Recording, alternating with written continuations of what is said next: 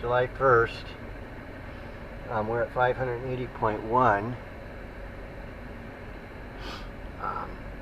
We walked up the coast to the island around like that little point, and we went out on the island. I got video of it. I don't know if it's perfect quality or not. I should have something. The road's badly washed out, really bad. You could not drive through there with this van. The holes are 2 feet deep. That's why they closed it. Kind of a shame. I mean,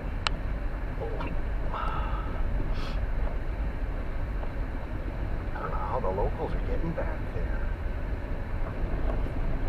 There's another way back there, or these homes are occupied. I mean, some of them look nice. There might be a back way.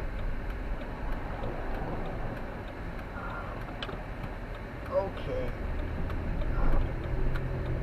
We picked up 3 of those. I think it was 3 of those red rocks. And those red rocks, they're red polka dots. And they're only found by that island.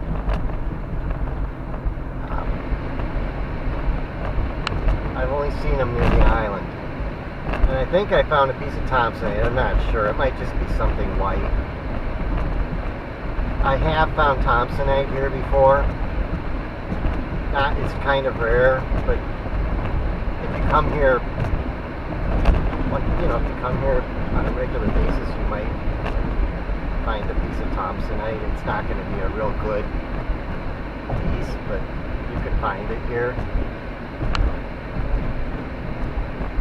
This might be Thompsonite. I don't know. It's hard to say. Kind of looks like it might be though. The base that it's in is the same kind of thing that Thompsonite would be in. So,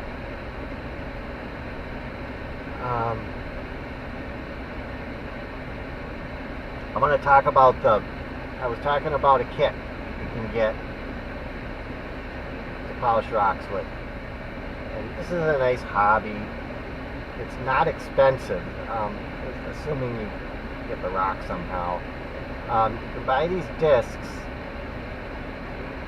on eBay or Amazon, and they go from, I think it's 50 grit, goes from a very coarse grit, which is the lower numbers, to the high numbers, which is like the polish. The high numbers are like 3,000 or 5,000 or something like that, and that would be like polishing. It's a real fine grit, and you could put them on your cordless drill or just a drill, any drill. Put them on any drill, and you just go from the low number to the high number. I mean, I use a diamond. Get them at Menards. They're cheap at Menards. There's a certain brand you can get at Menards that they're only like $13 or something like that, and it seems like those are the only ones that last for me, because I also use them for like cutting concrete, or you could cut a geode open with it. You put them on your grinder and you could shape the rock before you go to the 50 grit. I mean, the lowest grit might be a 30 or something, but it might be a 50 too. You can get this diamond studded blade, or probably used for tile or something like that. I mean, I use it like for trimming concrete, or you get a little piece of concrete sticking out when you take your form off. You can trim that off with this diamond wheel. And they're not expensive at all. And you can put those you use on your grinder though. You don't use those on your drill. And they have a pretty good cutting ability. And you maybe should use goggles with that, with the grinder. If you're, if you might want to. Or some kind of safety glasses. I have a prescription pair of safety glasses. But it only costs about $30 for this kit, and it uses that, the pad has get a pad, and it has a material that'll stick to these discs. And it does stick. It's can't remember the name. Velcro. It's Velcro. It's not going to come off on you, even if it's wet. And yes, you do use water when you polish these rocks. You got to keep it wet, so you don't want to do it in the house. So you have like a bowl of water or a container of water or pail or something like that, and you dip the rock in the thing, keep it wet periodically, and you even dip the end of the thing in it too. You keep that wet, and I think it'll last longer if you do that. It'll also keep the rock from getting too hot while you're polishing it. You don't want it to get hot and break or something. And yeah, it really does work. There are a few things that it doesn't work on. I noticed it doesn't work on jade. You might be able to do the coarse stuff on the jade, but finish polishing it on a nice jade, it doesn't look right. And so for jade, at least for the finer grits, you might want to do that by hand. Because the jade is supposed to be done with there's like a grain in jade. And if you go against that grain, that might be what it is. It still polishes it, but it just doesn't look right. And so you might want to hand polish the jade, at least for the last stages. And you can do that with sandpaper that you buy at you can get it online, or you can buy it at the True Value or something like that.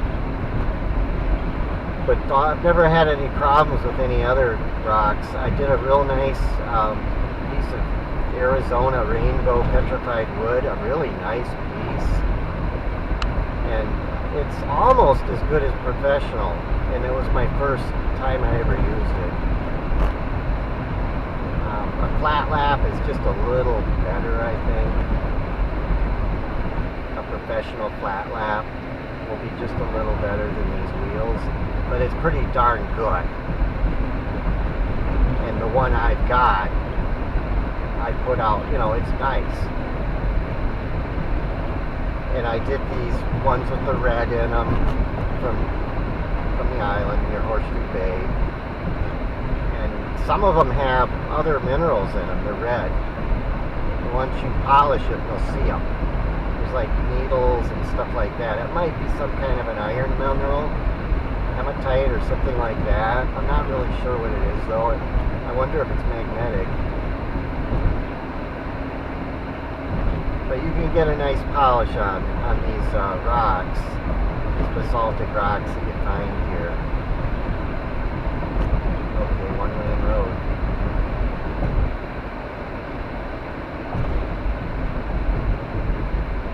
Might have to go to Lutzen today.